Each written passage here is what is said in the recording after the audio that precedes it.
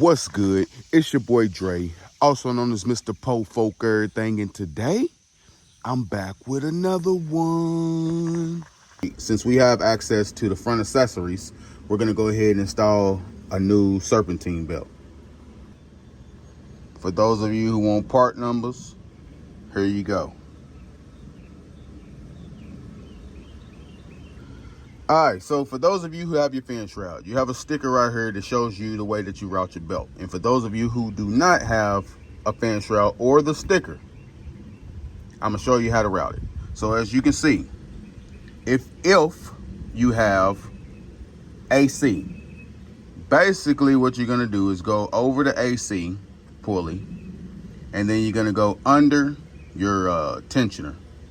Then you're gonna go over the alternator, under power steering, over water pump, and under the crank before you come back up and go over your idler.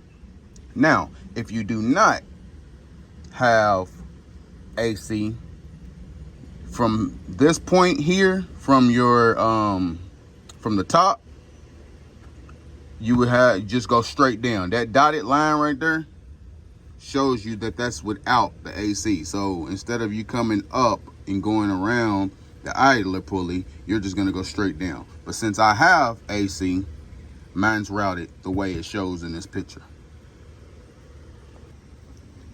So I installed the new belt, and as you can see, we followed the diagram. So here is the old belt, and as you can see, there are cracks in the belt, but it still has a lot of life left in it. So what I'm gonna do is I'm gonna go ahead and put it up under my seat of the truck. So if I'm ever out and about and I'm riding and I lose the belt, I can at least install this other belt to try to get me to a parts store or back home.